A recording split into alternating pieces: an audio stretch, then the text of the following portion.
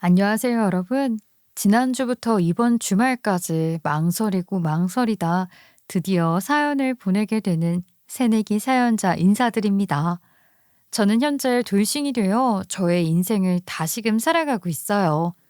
저의 전 남편이었던 그 자식은 거의 아수라 백자급으로 자기 본 모습을 숨긴 채 저와 결혼을 했거든요. 영화 기생충 아시나요? 그 영화에서 명대사가 있죠. 너는 다 계획이 있구나.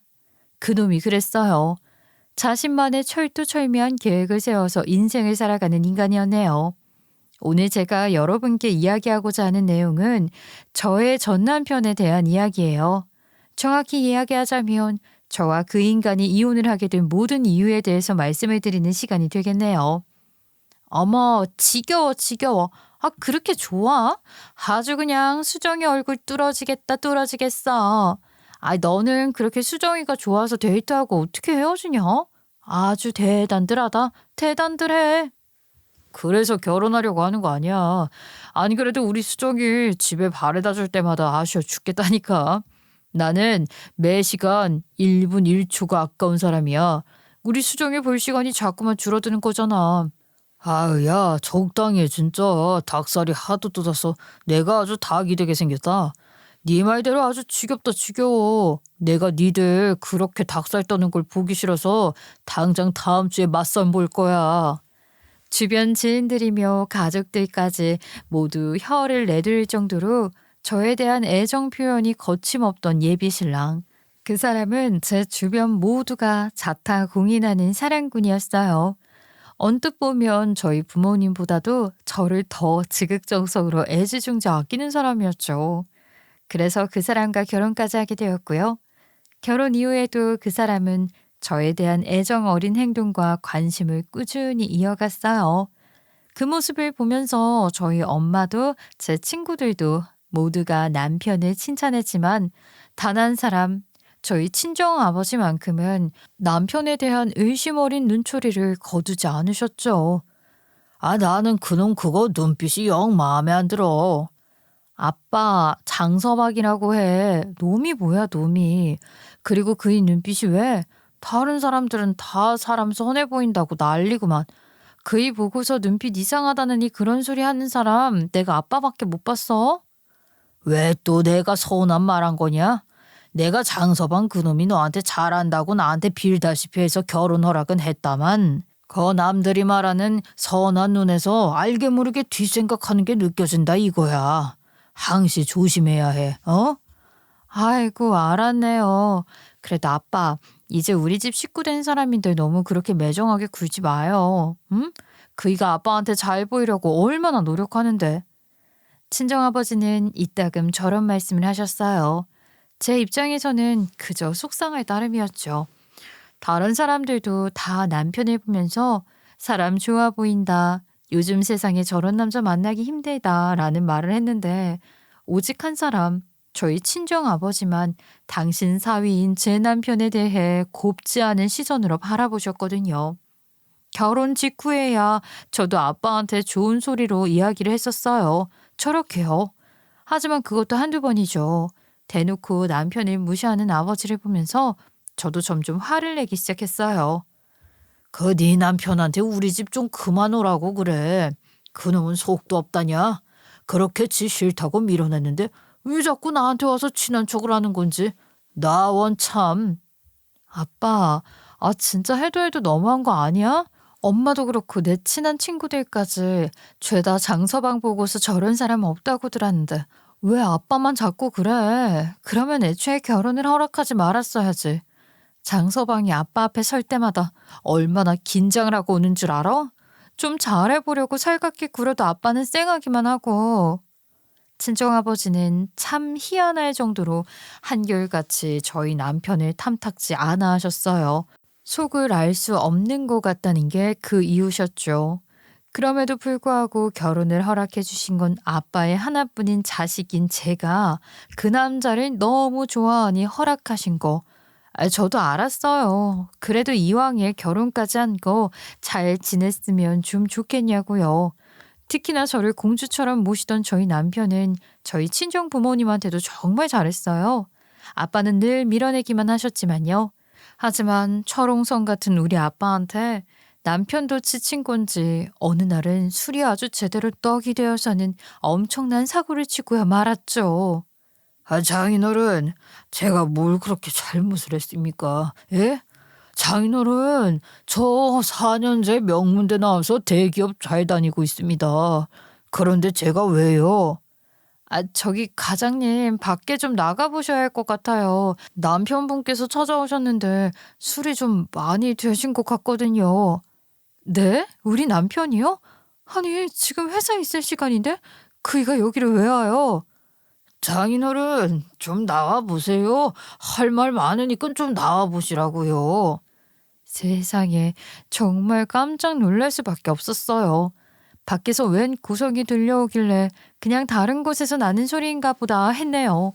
그 주변에 다 공장 단지이고 농가이다 보니까 다른 곳에서 나는 소리이겠거니 한 거죠. 그런데 웬걸, 정말 직원의 말대로 저희 사무실 밖에서 너무나 익숙한 소리가 들려오는 게 아니겠어요? 일하던 것도 내팽개치고 후다닥 달려나가 보니 직원 말대로 정말 저희 남편이 공장 한가운데 서 있었어요. 그것도 아주 술이 떡이 되어서는 말이에요. 저희 아버지는 공장을 운영하고 계셨거든요. 저는 그 공장에서 일을 하고 있었고요. 그런 곳에 남편이 나타나다녀. 그것도 술이 떡이 되어서는 대체 어디서 어떻게 술을 퍼마시고 온 것인지 꼴이 아주 가관이었습니다. 겉옷으로는 제 점퍼를 입어서 거의 크롭티처럼 입고 나타났더라고요. 정말 아찔했죠. 에, 오빠, 지금 뭐 하는 거야? 술을 왜 이렇게 마시고 왔어? 오빠 회사는? 회사는 어쩌고 여기 있는 거야? 오늘 회사 안 갔어? 어? 아이고, 우리 예쁜이. 어, 아이고, 오빠가 오늘 회사 안 갔어. 내 지금 우리 장인어른한테 미움을 이렇게 받고 있는데, 그까 회사가 뭐 별거야? 나 오늘 장인어른이랑 진짜 제대로 얘기를 좀 해봐야겠어. 장인어른, 좀 나와 보십시오. 예? 미쳤나봐, 미쳤나봐, 정말. 오빠, 또 어디를 가? 아, 왜 이래, 정말. 어머머. 술에 취해서 비틀비틀 저희 친정아빠를 애타게 부르면서 걷더니만은 혼자 벌러덩 자빠져서 저희 친정아버지 공장에 구비되어 있는 비료포대에 그대로 엎어지고 말았어요. 그 모습을 보고 서둘러 남편한테 달려갔으나 이미 늦은 뒤였죠. 남편의 무게 때문에 터져버린 그 비료포대에서 풍겨져 나오는 거름 냄새.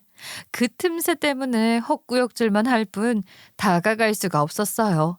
바로 그때였죠. 할 말 있으면 맨정신에 제대로 와서 이야기를 해도 모자랄 판에. 에이, 지금 뭐 하는 거야? 어? 정신 안 차려? 아빠, 오빠가 뭐 안 좋은 일이 있었나 봐. 내가 챙겨서 집으로 보낼게요. 어? 너는 시끄러워. 얼른 일어나. 안 일어나? 어디서 추태야? 하여간에 마음에 드는 꼴이 없네. 어? 일어나. 언제 챙겨서 나온 것인지 저희 친정아버지는 공장 청소를 할 때 쓰는 강력한 물 호스를 그대로 들고 나와서는 비료포대에 엎어져 해롱해롱하고 있는 제 남편을 향해 물대포를 발사하셨어요. 호랑이와도 같은 아빠의 고함과 물대포의 조화로 남편 놈은 그 자리에서 벌떡 일어났죠. 온몸이 흠뻑 젖은 채로 일어나 후다닥 걸어온 남편은 저희 친정아버지 앞에 그대로 무릎을 털썩 꿇고는 하염없이 빌기 시작했어요. 장인어른, 저 좀 예뻐해 주십시오. 저도 아버지 갖고 싶습니다. 저한테 잘 좀 해주십시오. 지금 뭐 하는 거야? 뭐 하자는 거야, 지금? 아유, 회사 직원들 다 보는 앞에서 나 망신 주겠다, 이거야? 아니, 그게 아니고요. 저 정말 진심으로 말씀드리는 거예요. 장인어른, 저 좀 예뻐해 주십시오. 저도 아버지 갖고 싶습니다. 저한테 잘 좀 해주십시오. 아유, 오빠, 그만해. 어? 그만해. 남편은 저의 만류에도 불구하고 친정아버지 앞에 그대로 무릎을 꿇은 채로 계속 저 말만 반복했어요.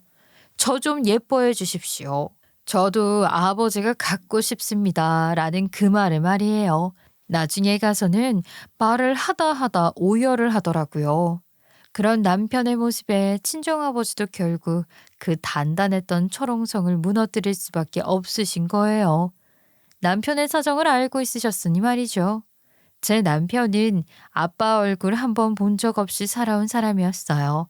시어머니는 미혼모로서 혼자 남편을 키우셨고 남편은 그런 성장 환경 때문인 것인지 저희 친정아빠한테 더욱더 사랑을 받고 싶어 했죠. 아이 그만 울고 일어나. 일어나서 씻고 나와. 해장국이라도 먹게. 아이 뭐해 얼른 안 일어나고 직원들 보기 민망하지도 않아. 얼른 일어나서 저기 샤워장 가서 씻고 대충 옷 갈아입고 나와. 네? 네, 장인어른. 금방 다녀오겠습니다. 결국 그날을 통해 친정아버지는 제 신랑을 향해 꽁꽁 닫혀있던 마음을 열어 남편을 사위로서 인정해 주셨어요. 그런데 저는 지금도 후회를 하고 있어요. 그날 친정아버지가 제 남편이었던 그놈한테 마음을 열어주신 그 일을 말리지 못한 걸 말이에요. 만약에 돌아가신 친정아버지를 다시 만나 뵐 수 있는 기회가 주어진다면 아빠한테 이렇게 이야기를 하고 싶어요. 아빠가 본 게 다 맞았어. 라고 말이에요. 하지만 당시에 저는 그저 아빠와 남편이 가까워진 것을 마냥 기뻐하며 더더욱 친정아버지와 남편이 가까워지길 바라기만 했을 뿐이었죠. 그 당시에 저의 바람이 이루어진 건지 신혼 초 대혼돈의 고비를 넘기고 나서 친정아버지와 남편은 비로소 가까워진 것 같았어요. 그리고 그제야 집안에 화목한 분위기가 맴도는 것 같았죠. 하지만 행복은 오래가지 못했어요. 그러니까 장서방은 병원 안 간다고 해도 네가 그때그때 멱살이라도 자꾸 끌고 가서 건강검진 시켜. 알았지? 머리부터 발끝까지 아주 그냥 싹 다. 이 아빠처럼 네 엄마랑 너 속상하게 하지 말고. 지금 그럼 농담이 나와? 아빠 없으면 나 어떻게 살지? 엄마는 어떻게 살고? 떠날 사람은 떠나는 거고 살 사람은 다 살게 되어 있어. 그러니까 너무 슬퍼하지 마. 어? 아빠가 너희 할머니랑 할아버지 돌아가셨다고 못 살디? 잘 살아왔잖아. 그러니까 너랑 엄마도 그럴 거야. 그리고 그렇게 살아야 하고. 그래야 내가 마음이 편하지. 에헤이 울지 말라니까 딸내미. 가족들 아무도 눈치채지 못하였던 친정아버지의 건강 악화는 우리 가족에게 새로운 시련으로 나타났어요. 소리 소문 없이 다가온 췌장암은 우리 아버지를 순식간에 앗아갔죠. 어쩌면 그렇게 증상도 없이 아무도 모르게 다가오는 몹쓸병인 것인지 증상을 느끼고 병원에 갔을 때는 이미 너무 늦은 뒤였어요. 가족들이 할 수 있는 일이라고는 남은 시간을 아버지와 온전히 함께하는 것뿐이었죠. 함께할 수 있는 시간도 너무나 짧았어요. 아버지는 눈에 보일 정도로 하루하루 생기를 잃어가셨고 그리고 그렇게 순식간에 저는 아빠를 잃었고 엄마는 남편을 잃으며 혼자가 되셨죠. 아이 우리 엄마야 재혼해서 잘 살고 계시니까 더 이상 내가 마음 쓸 이유 없지만 장모님은 아니시잖아. 평생 장인어른 옆에서 함께 지내신 분인데 우리가 모시고 살자. 장모님만 괜찮다고 하시면 당장 내일이라도 장모님 모시고 우리가 살자. 그런 엄마를 혼자 집에 계시게 할 수 없다면서 남편은 제게 저희 친정엄마를 모시고 살자며 먼저 제안을 해주었어요. 저렇게 말을 해주는 남편이 얼마나 고마웠는지 몰라요. 솔직히 그렇잖아요. 나의 친부모님이라고 해도 다 큰 어른이 되어 살다 보면 부모님과 트러블이 날 때도 있고 이래저래 불편한 것이 많은데 더군다나 장모님인 저희 친정엄마를 모시고 살자고 먼저 이야기를 해주는 남편을 보며 그저 고맙고 존경스러울 따름이었죠. 그래서 엄마 장서방이 엄마 모시고 같이 살았으면 좋겠다고 해서 나도 엄마 혼자 이 큰 집에서 지내게 하는 거 마음에 안 좋고 여기 집을 정리하던가 아니면 세를 주고 우리 집에서 들어와서 같이 살자 엄마. 어때? 저는 그래도 엄마가 같이 사는 방향으로 결정을 해주실 줄 알았거든요. 혼자 계시는 것보다 옆에 가족이 있는 게 나을 것이라고 저는 생각을 했었거든요. 하지만 친정엄마의 대답은 저의 예상 밖이었어요. 아유, 싫어. 차라리 엄마가 너희 신혼집 근처로 이사를 갈게. 근처로 이사 오는 거나 한 집에서 같이 사는 거나 뭐 얼마나 차이가 있다고. 그러지 말고 같이 살자. 어? 그 사람이 먼저 이야기한 거라니까는. 장모님 혼자 지내시게 하는 거 마음이 안 좋다고. 아유, 마음만 받을게. 나는 지금 이 정도가 좋아. 너희가 이렇게 말해준 것만 해도 나 정말 고마워. 아유, 나도 내 생활이 있고, 그리고 무엇보다 너희들 이제 결혼한 지 얼마 안 된 애들인데 내가 거기 들어가 사는 건 정말 아니야. 그냥 가까이에서 지내는 걸로 하자. 엄마의 계속된 고절에 저희 부부도 결국 엄마의 말씀을 따르기로 했네요. 불편하고 싫다는 친정엄마를 우리 마음 편하자고 억지로 집에 모시고 올 수 없는 일이었으니 말이에요. 그래도 친정엄마가 저희 부부 신혼집 근처로 이사 오고 나서 엄마도 자주 찾아뵙고 엄마도 저희와 시간을 자주 보내면서 서서히 엄마의 일상을 찾아가시는 듯 했어요. 하지만 저희 부부의 일상에는 또 다른 사건이 발생했죠. 생각해보면 그 인간이랑 결혼하고 나서 단 하루도 조용했던 날이 없었던 것 같네요. 어느 날 남편은 제 손을 꼭 붙잡은 채로 무릎을 꿇었어요. 뭐야? 왜 그래? 여보, 나 아무래도 회사에서 잘릴 것 같아. 회사가 어려워졌는데 우리 팀이 제일 유력하다고 해서 내가 정말 미안해. 결혼한 지 얼마나 되었다고 당신한테 이런 모습이나 보이고. 남편은 회사에서 구조조정이 시작될 것 같은데 아무래도 자기네 팀이 구조조정 대상으로 입방아에 오르내리고 있는 게 그게 기정사실화가 된 것 같다면서 불안해했어요. 그래서는 저한테 무릎까지 꿇고 미안하다 어쩐다 이야기를 했던 것이죠. 저 당시에는 그저 남편을 사랑했기에 남편에 대한 동정심만 가득 들끓었었어요. 아, 내 남편은 저렇게 힘든 와중에 나한테 되려 미안하다 이야기를 하는구나 하면서 남편이 안쓰럽고 그저 마음이 아파왔죠. 저는 제 앞에 무릎을 꿇고 있던 남편을 일으켜 세우고는 남편한테 이야기했어요. 회사 잘리는 게 뭐가 어때서 당신이 뭐 잘못해서 그런 것도 아니고 회사 경영진이라는 사람들이 자기네가 경영 잘 못해서 좋은 인재를 놓치는 거지 안 그래?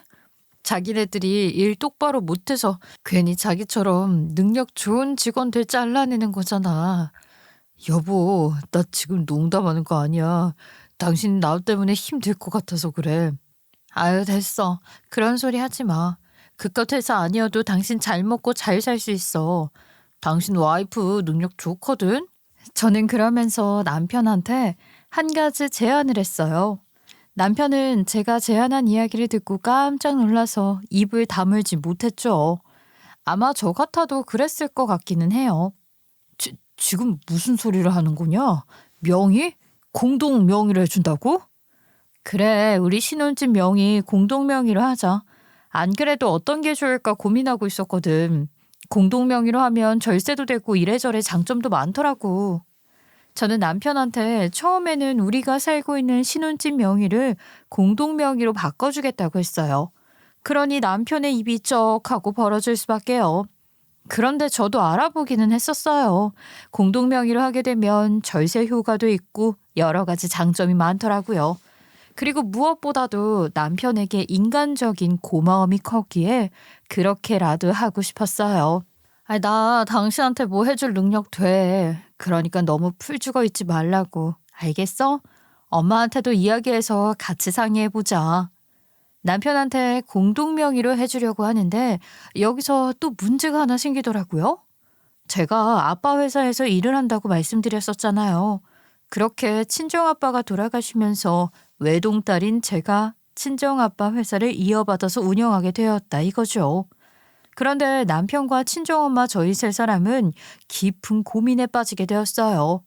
그 과정에서도 남편은 내가 능력이 없는 사람이라 이런 고민까지 하게 되는 것 같아 라고 자기를 깎아내리니 이건 뭐 괜한 말을 꺼낸 건가 싶었어요.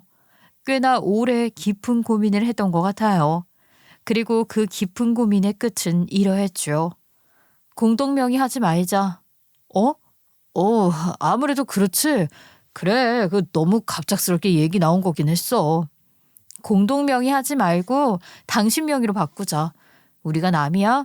당신 우리 아버지 돌아가시고 엄마 혼자 되시자마자 나한테 엄마 모시고 살자고 얘기한 사람이야. 그런데 나라고 뭐 당신 힘들 때 가만히 있으란 법 있어? 당신 명의로 하자. 저는 한참의 고민 끝에 그 신혼집 명의를 남편 명의로 바꾸기로 했어요. 남편은 저의 이야기를 듣고 한참을 멍하게 있더니만은 이내 제 손을 잡고 눈물을 뚝뚝 흘리기 시작했죠. 그러면서 제게 이렇게 이야기하더군요. 정말 고맙다고 말이에요. 나 정말 잘할게. 정말 고마워. 나 같은 사람 믿어줘서 정말 고마워. 나 정말 잘할게. 저는 이런 과정을 거쳐서 우리가 부부가 되는 것이라고 생각을 했어요. 부부가 되어가는 과정이라고 생각을 한 것이죠. 시간을 돌릴 수만 있다면 과거의 저를 붙잡고 제발 정신 차리라고 이야기를 하고 싶네요. 하지만 당시에는 그저 남편한테 고마운 마음뿐이었어요. 저와 저희 친정엄마가 갑자기 친정아버지를 잃고 힘들었을 때 남편이 저희 옆에서 엄마와 저를 지켜준 것처럼 저 역시 남편을 지켜주며 이렇게 우리가 한 해, 두 해 가족으로서 함께 살아가면 그게 쌓여 가족이 되는 거다라는 생각을 했거든요. 그 인간이 무슨 꿍꿍이를 꾸미고 있는지는 꿈에도 모른 채 말이에요. 우리 이혼하자. 내가 필요한 부분은 내 거 다 작성해놨어. 당신만 작성해주면 돼. 집 명의 이전을 하고 몇 개월 뒤에 일어난 일이었어요. 여느 때와 다름없는 주말을 맞이한 거라고 생각을 했는데 남편은 제게 이혼 서류를 내밀었죠. 정말 말도 안 되는 상황이었어요. 전 당연히 남편한테 물었어요. 지금 무슨 소리를 하는 것이냐고 말이에요. 지금 무슨 소리를 하는 거야? 이혼? 당신 갑자기 왜 이래? 나한테 지금 뭐 몰래카메라 하는 거야? 아무리 그래도 그렇지 이런 장난은 아니지. 세상에 어떤 정신 나간 인간이 이혼하자는 걸 농담으로 하겠어. 나 농담으로 하는 말 아니야. 이혼하자니까. 아니 당신 갑자기 왜 이래? 지금 무슨 소리를 하는 거냐니까? 저한테 이혼을 이야기 꺼내는 남편의 모습은 제가 알던 그 사람이 아닌 것 같았어요. 너무나 차가웠고 너무나 무미건조했죠. 연애를 할 때도 결혼을 해서도 단 한 번도 본 적 없던 남편의 차갑고 매정한 모습에 저는 당황스러울 따름이었어요. 남편은 연신 무슨 소리 하는 거냐 묻는 저를 보며 질려버렸다는 듯한 표정을 지었죠. 무슨 소리를 하기는 무슨 소리를 하는 거야. 집 내놨으니까 나가라고. 그리고 이혼하자고. 그래. 이혼 한번 들어보자. 뭔데? 당신 뭐 만나는 여자 생긴 거니? 그런 거냐고. 생각을 해도 그런 싸구려 생각을 하냐. 나는 원래 여자한테 별로 관심이 없어요. 나는 내 인생이 중요한 사람이야. 그리고 솔직히 말해서 네가 뭐 돈이 없는 것도 아니고 너희 아버지가 남겨준 공장도 있겠다. 너희 엄마가 갖고 있는 집도 있겠다. 나한테 이 집 하나 넘겨주고 갈라서는 건데 그게 아쉬운 건 아닐 거 아니야. 안 그래? 남편 놈이 아무렇지 않게 툭툭 내뱉는 말을 듣고 있자니 이 자식이 지금 나한테 무슨 헛소리를 하는 건가. 너무 어이가 없어서 말문이 턱 막혔어요. 그러면서 제가 그렇게 있는 게 답답했던 건지 정 떨어지게 해주겠다면서 한다는 소리가 아주 가관이었네요. 내가 회사 구조조정 당할 것 같다고 했던 것도 너한테 결혼하자고 이야기했던 것도 하나부터 열까지 모든 게 다 내가 의도해서 한 거야. 아니면 내가 너를 어떻게 알고 소개해달라고 했겠어? 남편의 저 말에 문득 과거가 떠올랐어요. 우리 둘이 어떻게 만나게 되었는지 말이에요. 남편과 저는 친구의 소개로 만나게 된 것이었거든요. 저는 그게 주선자 친구가 알아서 저희 둘이 어울릴 것 같다는 생각에 소개를 시켜준 것으로 알고 있었어요. 그런데 그것도 남편 놈이 일부러 주선자 친구한테 저라는 사람에 대한 이야기를 듣고 저를 콕 집어서 소개해달라고 했던 것이었죠. 아무리 좋은 대학 나오고 아무리 좋은 회사 들어가도 애초부터 흙수저로 살아온 나 같은 사람한테는 돈 벌 기회가 없더라. 그래서 애초에 금수저로 태어난 너를 잡은 거지. 와, 그런데 너희 아빠가 어지간히 깐깐한 게 아니겠어. 너, 너 지금 뭐야? 뭐 하자는 건데? 그러면 처음부터 다 네가 일부러 그런 거라는 거야? 당연한 거 아니냐? 아, 그래도 그 노인네가 내가 술 먹고 연기 좀 하니까 금세 풀리더라. 너도 너희 엄마 얘기하니까 나한테 바로 이 집 명의 넘겨주고 나 이 집 가지고 투자도 좀 하면서 새 인생 살 테니까 이혼하자고. 내가 이 젊은 나이에 너 같은 절름발이랑 살고 싶겠냐? 아, 나도 창피한 건 아는 사람이야. 너랑 다닐 때마다 사람들이 쳐다보는 거 그것도 곤욕이었어. 네, 저한테는 신체적 장애가 있었어요. 태어날 때부터 장애를 갖고 태어난 것은 아니었고요. 후천적으로 생긴 장애였죠. 제가 대학교 2학년 때 MT를 갔다가 다녀오는 길에 빗길에서 크게 교통사고를 당했거든요. 대형 화물 트럭에 깔리다시피 한 사고였죠. 그래도 거기서 극적으로 살아난 것에 감사해 했어요. 하반신 마비로까지 될 수도 있다고 했던 상황에서 오른쪽 다리 신경과 근육을 손상 입는 것만으로 끝난 것에 저는 제 인생이 다시 살아가 볼 수 있는 인생이 되었다는 생각을 했거든요. 그리고 제가 갖고 있는 장애를 있는 그대로 바라봐주고 사랑해주는 그 남자를 만난 것에 감사해 했어요. 장애만 있을 뿐 나는 다 괜찮다는 자신감까지 가졌어요.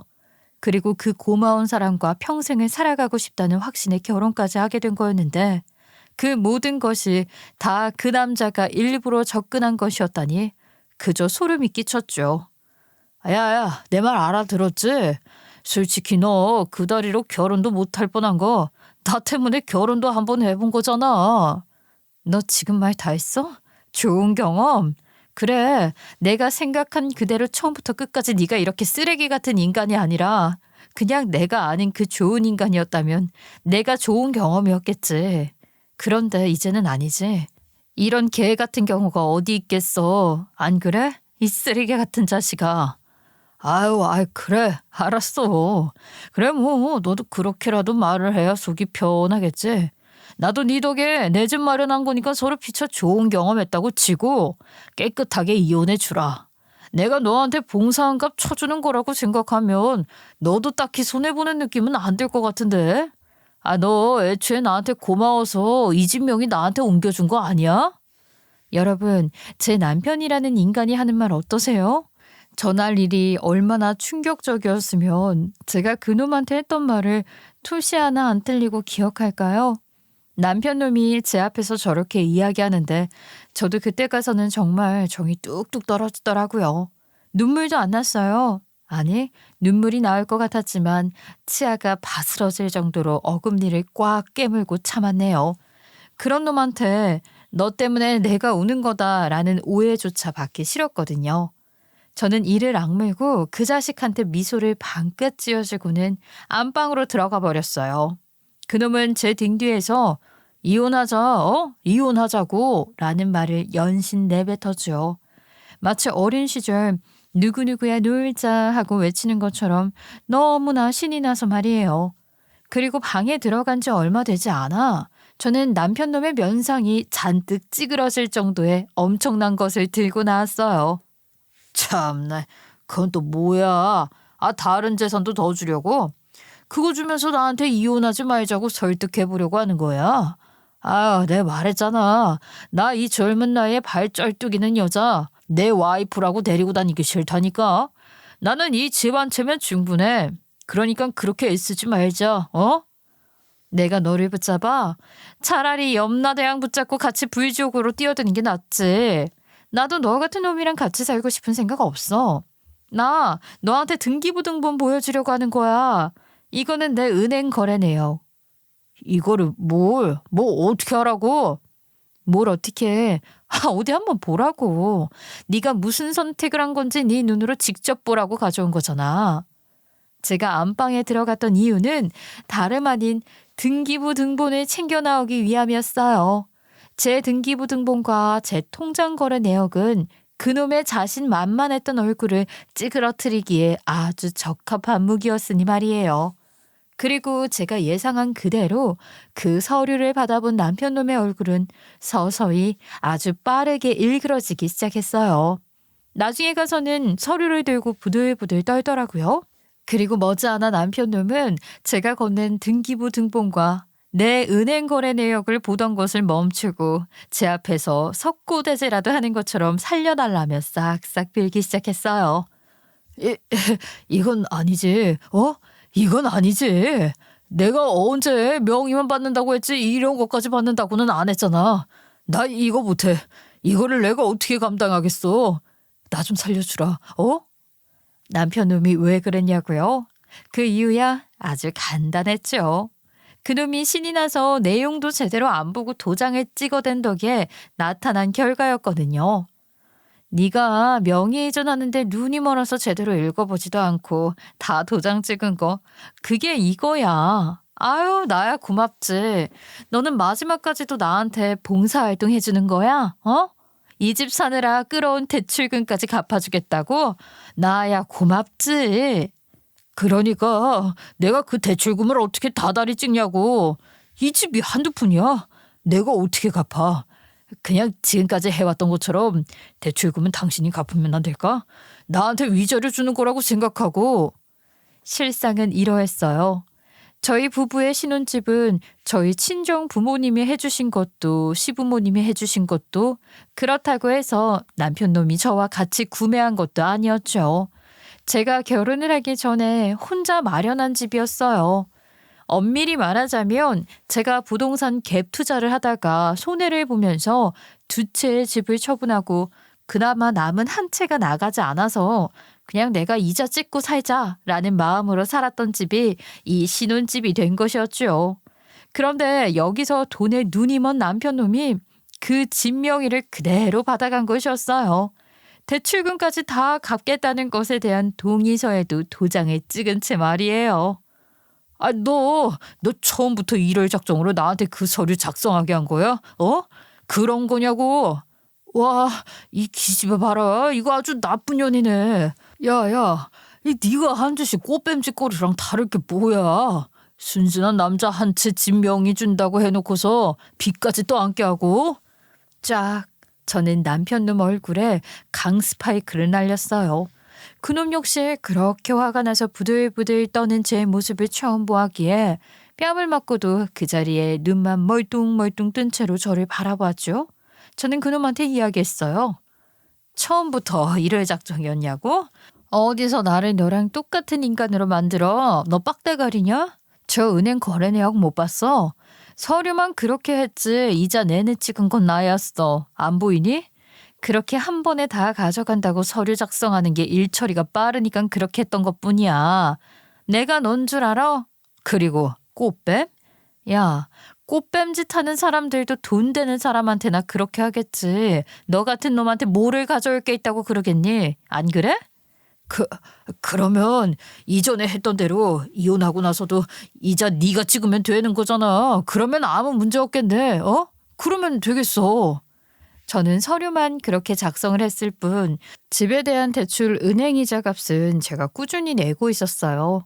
한 번에 서류를 빠르게 정리하려면 저 방법이 빨랐기에 그렇게 해두고서 은행이자를 제가 찍고 있었던 건데 그 인간은 자기가 무슨 서류에 도장을 찍은 건지 뭘 한 건지 아무것도 모른 채 그저 저의 집이 자기 것이 되었다고 착각하여 제게 이혼을 하자고 덤벼든 것이었어요. 말 그대로 불나방 같은 행동을 한 거죠. 대출금이 왜 이렇게 많어? 가만, 이거 가짜 아니야? 너 나한테 그런 말 한 적 없었잖아. 아니 왜 나한테 대출금까지 이야기 안 한 건데? 미영아, 나 회사까지 간뒀어. 그런데 일이 이렇게 되면 안 되는 거지. 그 정신 나간 인간 당장 자기한테 집이 생겼다는 것에 눈이 뒤집혀서는 회사도 그만두었던 거 있죠. 수십억 원대 이 신혼집을 담보로 대출을 받아서 사업을 해보겠다면서 말이에요. 그렇게 자기 혼자서 설레발치면서 일을 다 말아먹고 그러고 나서는 제 탓이라며 발 동동 구르고 우는데 어이가 없었습니다. 네 발등 네 스스로가 제대로 찍은 거 맞지 지금? 너도 참 대단한 인간이다. 어쩌면 그렇게 대책 없이 살았어? 회사를 그만둬? 뭐? 이 집을 담보로 대출 받으려고? 담보대출도 융자가 적당히 있어야 나오는 거지. 너 뭐 할래? 이 집 가지고 사업해보려고 한 거야? 내가 봤을 때 너는 사업하면 안 될 것 같아. 머리가 이렇게밖에 안 굴러가는데 사업? 웃기고 있다 진짜. 집 명의 이전하는 게 어린아이들 사탕 줬다 빼는 것도 아니고 모든 상황을 알고 나서는 그놈은 제게 다시 이 신혼집에 대한 명의를 가져가 달라고 애걸복걸하더라고요. 저는 그놈에게 쐐기를 박았어요. 이미 네가 가져가겠다고 한 거 내가 왜 뺏어오냐며 그럴 수 없다고 말이에요. 너 정말 이럴 거야? 정말 이럴 거냐고? 내가 너한테 어떻게 했는데? 내가 반병신인 너 웨딩드레스 입어보게 해주고 남들한테 보란 듯이 너 예뻐해주면서 너 인간답게 살게 해줬는데 나한테 이럴 거야? 그러게 네가 나한테 지금까지 어떻게 했는데 내가 할 수 있는 복수가 여기까지가 최선이네. 반병신, 야, 차라리 너보다 내가 낫다는 생각이 든다. 차라리 다리 쩔뚝이는 내가 낫지. 너는 인간 자체가 안 된 건데 너보다는 인간이 내가 낫지 않겠어? 저거 말하는 싸가지 보셨죠? 반병신? 참네. 그 인간이 자기 혼자 분에 못 이겨 바락 떠는 걸 보고 있자니 그저 한심스럽더라고요. 사실상 결혼 생활을 할 때는 이런 신체적 결함이 있는 저를 뭘 보고 남편이 사랑해주는 것일까 스스로 진흙도 많이 들었어요. 하지만 저 때 딱 알겠더라고요. 제가 결혼한 사람은 사람들이 이야기하는 천사가 아니라 그냥 쓰레기 그 자체였다는 것을 말이에요. 그 쓰레기 같은 놈은 자존심도 없는 것인지 어린아이가 떼를 쓰듯 제게 계속 매달리며 자기는 대출이자 감당 못한다면서 저보고 다시 가져가 달라고 했어요. 집요하게 매달리는 그 인간을 떨궈내며 저는 말을 했죠. 여기서 그만 끝내자. 마지막으로 정리할게. 뭐 그래도 내 남편이고 네 말대로 너한테 고마운 게 많아서 여태껏 내가 이제 찍고 있었던 건데 네가 이렇게 인간 쓰레기인 줄 알았으면 내가 안 찍었을 거야. 그래도 뭐 이제라도 네가 이렇게 대출금까지 가져간다니까 너무 고맙네. 고마워. 이건 진심이야. 그래. 절름발이랑 사느라 네가 얼마나 힘들었겠니? 마지막까지 이렇게 나한테 봉사해줘서 고맙다. 이 쓰레기 같은 놈아. 안 돼. 안 돼. 자기야 잠깐만. 우리 다시 얘기해보자. 짐을 왜 싸는데? 다시 좀 이야기하자니까. 그리고 저는 이제는 그놈 집이 되어버린 그곳에서 제 짐을 싹 챙겨서 나왔어요. 그놈은 이혼하자고 하던 몇 분 전과는 다른 태도로 절실하게 제게 매달리고 저를 붙잡았지만 이미 늦은 거 아니겠어요? 저는 저의 바짓가랑이를 붙잡고 매달리는 그놈을 뿌리치고 그 집에서 나왔어요. 그리고 그렇게 이혼의 과정에 들어서게 된 것이었죠. 결혼한 지 얼마 되지도 않은 상황에서 말이에요. 이혼을 하는 건 하는 거고 할 일은 또 해야 하지 않겠어요? 저는 이혼을 다시 생각해달라는 그 인간의 연락을 무시하고 열심히 일을 했습니다. 새로운 직원도 뽑았고요. 대표님, 제가 도와드릴게요. 여자 혼자서 이렇게 무거운 거 옮기시면 안 되죠. 그리고 대표님이 이런 걸 왜 하세요? 제가 할 테니까 하지 마세요. 네? 아니에요. 이게 뭐 별거라고. 저희 아버지도 이런 거 다 혼자 하셨었어요. 괜찮으니까 가서 성훈 씨는 성훈 씨 일하세요. 각자 일 각자가 하는 게 제일 효율성이 좋잖아요. 마음만 받을게요. 그래도 이건 아니죠. 주세요. 제가 옮겨드릴게요. 회사에 들어온 신입은 참 싹싹한 친구였어요. 이따금 과할 정도로 친절해서 부담스러웠지만 말이에요. 그런데 그 신입 직원 역시 제 남편과 관련이 있는 사람이었다면 어떠실 것 같으세요? 네, 제 남편놈 그 쓰레기 같은 자식은 이혼 과정에서 저한테 말도 안 되는 이혼 사유를 가져다 붙이면서 저를 유책 배우자로 만들려고 했어요. 지금 얘기하는 내용 나 녹음하고 있는 거 보이죠? 그런데 여기서 나랑 합의만 잘하면 그쪽들한테 돈이 더 될 수도 있어요. 그러니까 거짓말할 생각하지 말고 있는 그대로 솔직히 말해요. 조금이라도 이상했다가는 나 바로 경찰 부를 거고 이 돈도 안 줄 거니까요. 그게 제가 남편분이랑 약속한 일정 그 안에 사모님한테 제가 좀 내연남처럼 접근을 해서 사진 찍히게 하고 그렇게 사모님한테 접근해서 연락 좀 자주 주고받고 하는 걸로 작업을 해서 좀 그렇게. 그 신입 직원은 남편 놈이 심어놓은 사람이 확실했어요. 그나마 저희 공장 직원이 흡연 장소에서 신입 직원이라는 인간이 제 남편 놈과 저를 거론하면서 통화하는 내용을 듣게 되었고, 그제야 제가 모든 사실을 알게 된 것이었어요. 이 얼마나 소름이 끼치는 일인지 몰랐어요.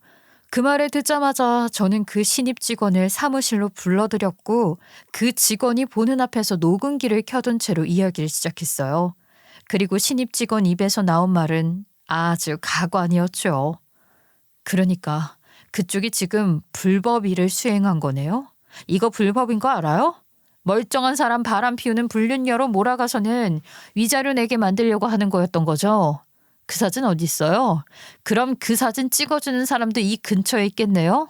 오라고 그래요. 당장 여기 와서 나한테 있는 그대로 다 말하라고 해요. 일부러 아르바이트 할 사람을 구해서 회사 신입으로 입사하게 하고 저한테 괜히 추근덕거리게 한 것도 모자라서 그걸 사진으로까지 남기려 했다니. 결론적으로 남편 놈은 이혼하게 되는 이유를 제가 바람을 피워서 그런 것이라고 몰아가려 했던 거잖아요. 저를 유책 배우자로 만들려고 말이에요. 저 내용을 듣는데 내가 아무것도 몰랐다면 나는 하지도 않은 외도를 저질렀다는 모함을 받아 그 망할 놈한테 위자료를 줄 뻔한 거네? 라는 생각이 들면서 아주 온몸에 끊임없이 소름이 돋았네요. 결과적으로 저는 남편 놈이 저한테 심어놓은 사람 2명을 다 잡아내었고 녹음기에 그 인간들이 한 일에 대한 자백을 다 담아두었어요. 그 결과 현실에서 위자료를 내주게 된 건 제가 아닌 남편 놈이 된 것이었죠. 너 대체 어떻게 한 거야? 어떻게 알았길래? 그리고 무슨 짓을 했길래 그 자식들이 나한테 등을 돌리고 네 편에 서냐고. 아우 씨, 이래서 양아치 놈들이랑은 일을 같이 하면 안 된다니까. 어떻게 안 건 중요한 게 아니고 너 말 참 웃기게 한다. 네가 양아치니까 네 주변에 양아치 같은 인간들이 꼬이는 거 아니겠어? 나도 너랑 똑같이 양아치 짓 했어. 그러니까 그 애들이 나한테 바로 붙더라. 저는 남편 놈이 심어놓았던 그 아르바이트생 2명을 경찰에 신고하거나 벌을 주는 대신 남편 놈이 주는 금액보다 더 높은 금액을 준 뒤에 남편 놈이 저를 유책 배우자로 만들기 위해 무슨 짓을 시켰는지 그 사람들이 제게 다 이야기하도록 만들었어요. 택하라고 한 거죠. 이 녹음기를 가지고 당신네들 손에 수갑을 채울 것인지 아니면 나를 돕고서 돈을 택할 것인지 하라고 말이에요. 그리고 저는 남편 놈 밑에서 일을 했던 사람들이 자백을 한 거 그것을 모아 증거 자료로 내밀었어요. 그리고 이혼 재판 당일 저희 부부의 이혼을 가지고 판결을 내려주던 판사님도 어이없어 하더라고요. 어떻게 결혼을 해서 함께 삶을 살아온 아내한테 이렇게 파렴치한 행동까지 할 수 있는 것이냐고 말이에요. 위자료 지급 및 명의 이전을 받은 집에 대한 대출 채무 상환. 아무리 발버둥을 쳐보아도 남편 놈 앞에 떨어진 건 저 2가지였어요. 저에 대한 위자료 지급 그리고 자기가 명의를 받게 된 그 집에 대한 대출금 말이에요. 그 대출금 제가 찍은 게 얼마 안 되거든요. 꾸준히 갚았다만 정말 얼마 안 돼요. 더군다나 집값도 떨어져서 집을 팔아도 손해, 대출금을 갚아나가는 것도 손해인 상황인 거죠. 법원에서 모든 일을 겪고 나오니 그제야 자기 현실이 자각이 된 것인지 그놈은 저한테 또다시 태도를 돌변해서 매달리기 시작했네요. 내가 잠깐 미쳤었던 것 같아.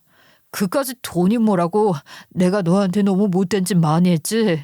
내가 정말 미안해. 내가 회사 일도 그렇고 잠깐 정신이 나갔었나 봐. 너 진짜 그런 것 같다. 네가 그때 나한테 한 말이랑 또 전혀 다른 말을 지금 말이라고 떠들어대고 있네. 너 그때 나한테 그랬어. 회사 구조조정 그런 것도 없었고 우리 만나기 시작한 것부터 모든 게 다 네가 네 의도대로 끌고 온 일이라고. 그때는 내가 진짜 제정신이 아니었다니까. 내가 자기랑 이혼 준비하고 오늘 이렇게 이혼 도장까지 다 찍고 나니까 그때서야 내가 정신이 제대로 들더라고.